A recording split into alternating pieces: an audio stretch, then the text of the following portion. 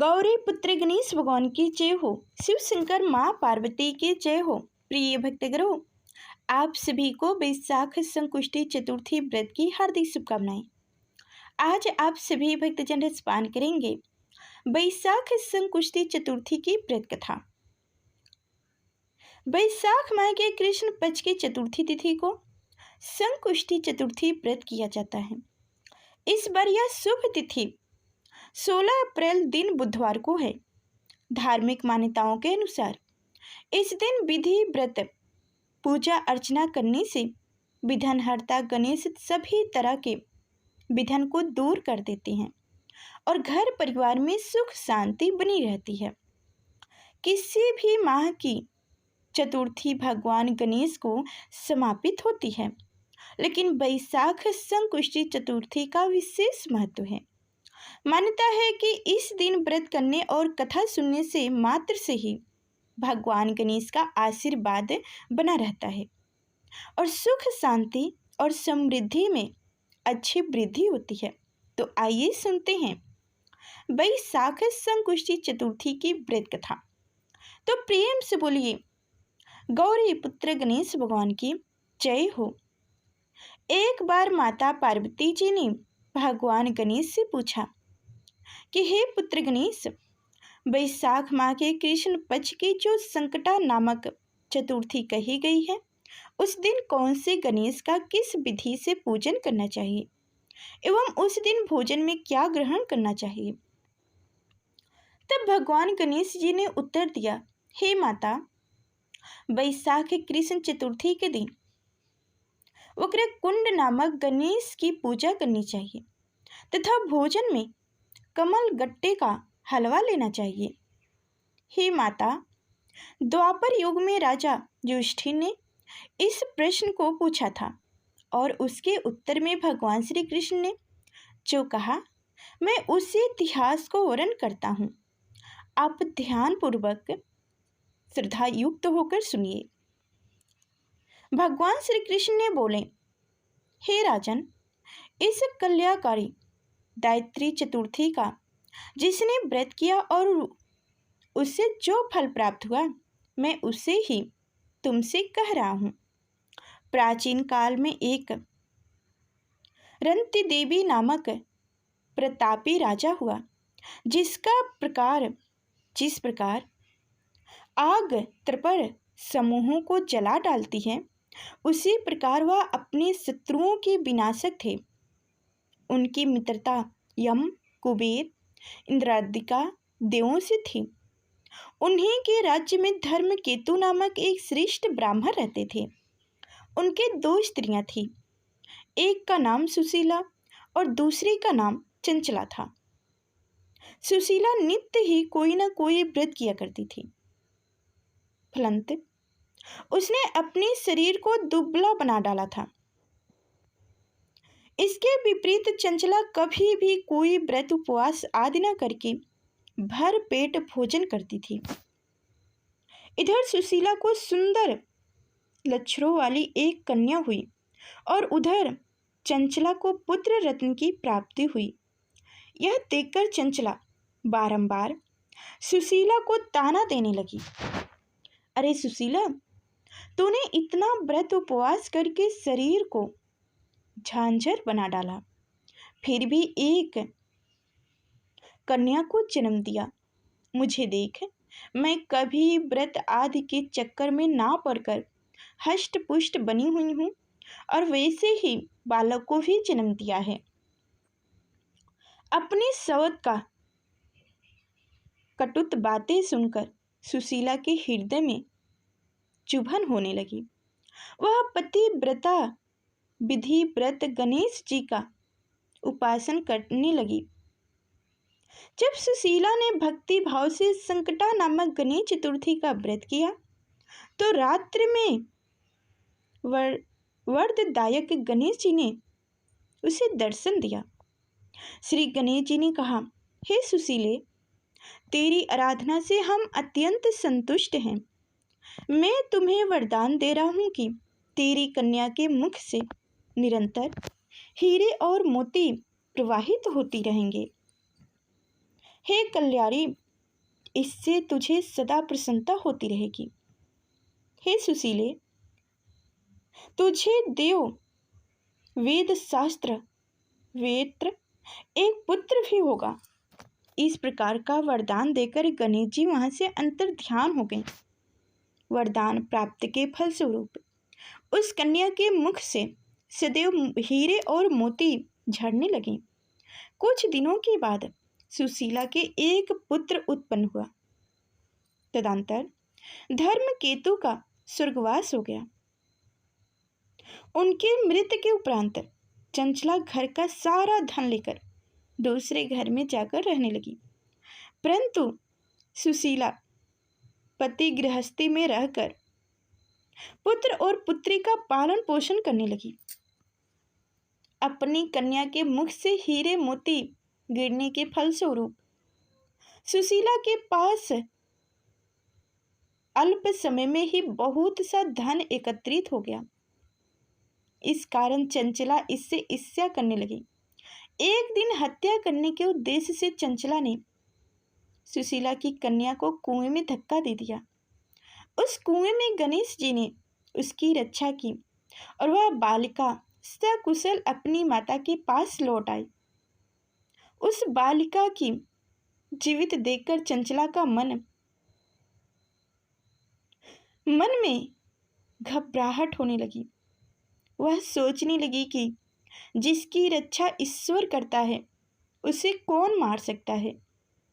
इधर सुशीला अपनी पुत्री को पुण्य प्राप्त कर प्रसन्न हो गई।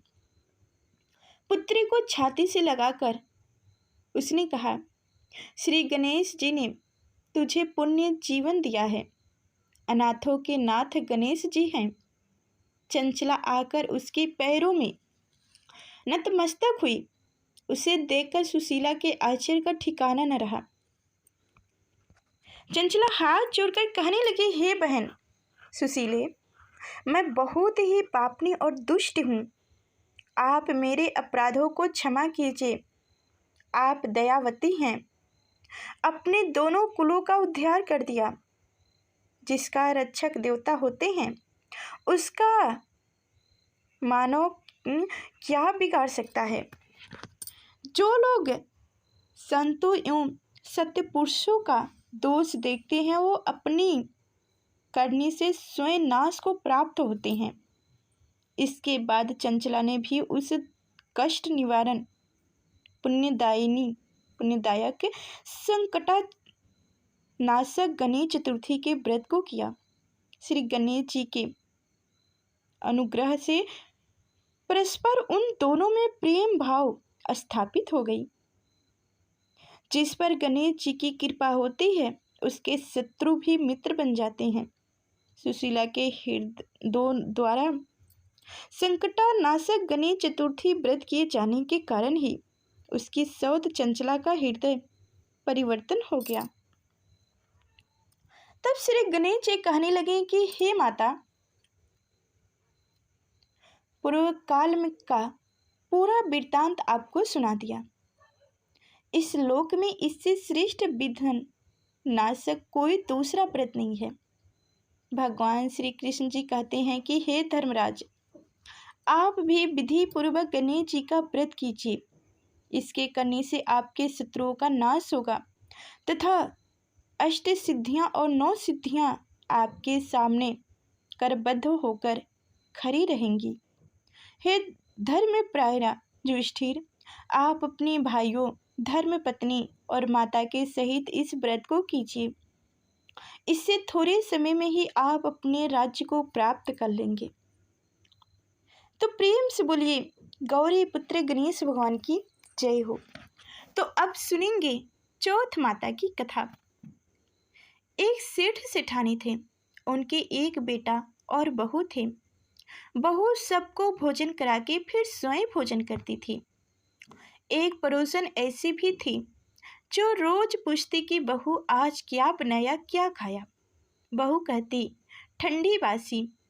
एक दिन उसके पति ने ऐसा सुनकर विचार किया कि आज तो पकवान बनाए जाए, फिर देखते हैं कि मेरी पत्नी क्या कहती है। उसने तरह तरह के पकवान बनवाया और घर के सभी लोगों ने एक साथ बैठकर भोजन किया। आज भी पड़ोसन ने पूछा तो बहू ने कहा, ठंडी बासी। सेठ के लड़के ने सोचा, हो न हो कोई बात अवश्य है जिससे कि मेरी पत्नी ऐसा कहती है। उसने पत्नी से पूछा, तुम रोज ठंडी बासी खाया ऐसा क्यों कहती हो, जबकि आपने सबके एक साथ बैठकर कई तरह के पकवान खाए। उसकी पत्नी बोली, आपने जो खा रहे हो वह बाप बूढ़े की कमाई है। जिस दिन आप कमाकर लाओगे उस दिन मैं समझूंगी कि ताजा भोजन कर रही हूँ। अब एक दिन लड़के ने माँ से कहा, माँ, एक बड़े शहर में कमाने जा रहा हूँ। माँ बोली, बेटा, अपने पास इतना धन है कि खाया नहीं खत्म होगा। माँ के मना करने पर भी बेटे ने स्वयं कमाने का दृढ़ निर्णय कर लिया और जाते समय पत्नी से कहा, मैं जब तक काम कर बहुत सा धन लेकर ना आ जाऊं, तुम चूल्हे की आग मत बुझने देना। एक दिन चूल्हे की आग बुझ गई तो वह मन मन ही घबराने लगी, कहीं मेरे पति पर संकट तो नहीं आ पड़ा। जल्दी से पड़ोसन में से आग लाकर चूल्हे में रख दूं, ऐसा विचार करके पड़ोसी के पास गई। वहां पड़ोसन चौथ माता का व्रत पूजन कर रही थी। पड़ोसन ने कहा, थोड़ी देर में आकर ले जाना। बहू ने पड़ोसन से पूछा, आप यह व्रत क्यों करती हो, इससे क्या मिलता है? पड़ोसन ने कहा, चौथ माता के इस व्रत को करने से अन्य लक्ष्मी मिले और अपनी मनोकामनाएं पूर्ण हो। अब बहू भी चौथ माता का व्रत करने लगी। दीवार पर चौथ माता बनाई। उस दिन घी, गुड़ और चूरमे बनाकर रात्रि को चंद्रमा को अर्घ्य देकर भोजन करती। ऐसा करते करते बहुत दिन हो गया। चौथ माता ने उस बहू के पति को स्वप्न में दर्शन दिया कि हे साहूकार का बेटा, तू जागे कि सोए, तेरी पत्नी बहुत तुझको याद कर रही है। घर जाकर उसकी चिंता मिटा। तो दुकान खोलकर कुंक केसर का पलंग बना के बैठ जाना। आज तेरी हिसाब किताब चुकता हो जाएगा। अब तो चौथ माता ने जैसा कहा था वैसे ही हुआ। उसने घर जाने की तैयारी की और गाड़ी भर के धन दौलत लेकर चल दिया। रास्ते में एक बड़ा सा काला नाग फन फैलाया बैठ गया और कहने लगा, आज तो मैं तुझे डसूंगा, छोड़ूंगा नहीं। आज तेरी आयु पूरी हो गई है। सेठ ने सेठ के लड़के से कहा, आज चौथ माता ने मुझे सेठ के लड़के ने कहा, आज चौथ माता ने मुझे सपना दिया है तो मैं अपनी पत्नी से मिलने घर जा रहा हूँ। वहाँ मेरी पत्नी बहुत चिंता कर रही है। मैं उससे मिलकर जरूर आऊँगा, तब तो मुझे डस लेना। नाग ने कहा, तुम शपथ पूर्वक कहकर जाओ तो मैं तुझे जाने दूं, परंतु लौटकर नहीं आए तो तुम्हारे घर आकर मैं तुझे डस लूंगा। इस प्रकार सर्प को वचन देकर वह अपने घर पहुंचा। वहां सभी से हंसी खुशी से मिला और भोजन करने उदास होकर बैठ गया। उसकी पत्नी ने उदास होने का कारण पूछा तो पति ने काले नाग वाली बात बताते हुए कहा, यदि मैं उसके पास नहीं जाऊंगा तो वह घर आकर ही मुझे डस लेगा। पत्नी बहुत चतुर थी। उसने कहा कि आप घबराइए नहीं, लेट जाइए, मैं एक उपाय करती हूँ। पत्नी ने कमरे की 7 सीढ़ियाँ धोई। पहली सीढ़ी पर रेत, दूसरी पर इत्र, तीसरी पर गुलाब फूल, चौथी पर कुंक केसर, 5वीं पर लड्डू पीरे, 6ठी पर गादी गलेचा और 7वीं पीढ़ी पर दूध का कटोरा भरकर रख दिया। इस प्रकार वह 7 ही सीढ़ियां सजाकर बैठ गई। आधी रात होते ही नाग आकर सीढ़ी चढ़ने लगा। पहले सीढ़ी पर रेत में लेट गया और कहने लगा कि सेठ की बहू ने आराम तो बहुत दिया, पर वचनों से बंधकर आया हूँ, सो डसूंगा अवश्य ही। इसी प्रकार सातों सीढ़ियां पर नाग आराम करता हुआ और कहता हुआ कि डसूंगा जरूर। कमरे में जाने ही वाला था कि चौथ माता ने विचार किया कि मैं इससे नहीं बचाऊंगा तो संसार में धर्म कर्म और व्रत पूजन को कौन मानेगा। अब तो गणेश जी, चंद्रमा जी और चौथ माता ने उसे बचाने का विचार किया। चंद्रमा जी ने उजाला किया, चौथ माता ने डाल बनी और गणेश जी ने तलवार लेकर नाग को मार दिया और डाल से ढक दिया। अब बहू भी थकी हरी सो गई। दिन उगा तो लोग बेटे से मिलने आए, परंतु बेटे बहू तो उठे ही नहीं थे। बहुत देर हो गई तो माँ उन्हें उठाने गई। माँ ने सातों सीढ़ियों पर जो कुछ देखा तो बहुत घबराई और बेटे बहू को आवाज लगाई। बेटे बहू उठे तो देखा कि एक डाल तलवार वहां पड़ी है। अब डाल उठाई तो वहीं काला नाग मरा हुआ पड़ा है। बेटा बहू ने सोचा कि आज तो धर्म कर्म ही आगे आए, जो भगवान गणेश जी और चौथ माता ने अपनी रक्षा की है। हे चौथ माता, आपने जैसी सेठ की बहू बेटे की रक्षा की, वैसे ही सबकी रक्षा कीजिए। बोलिए चौथ माता की जय हो, गौरी पुत्र गणेश भगवान की जय हो। तो प्रिय भक्तगणों, उम्मीद करती हूँ कि आज की हमारी कथाएं आप सभी को अच्छी लगी होगी। तो लाइक कर चैनल को सब्सक्राइब कीजिए और कमेंट बॉक्स में प्यारा सा कमेंट कर दीजिएगा, जय गणेश भगवान। तो फिर मिलते अगले नेक्स्ट वीडियो में, तब तक के लिए धन्यवाद।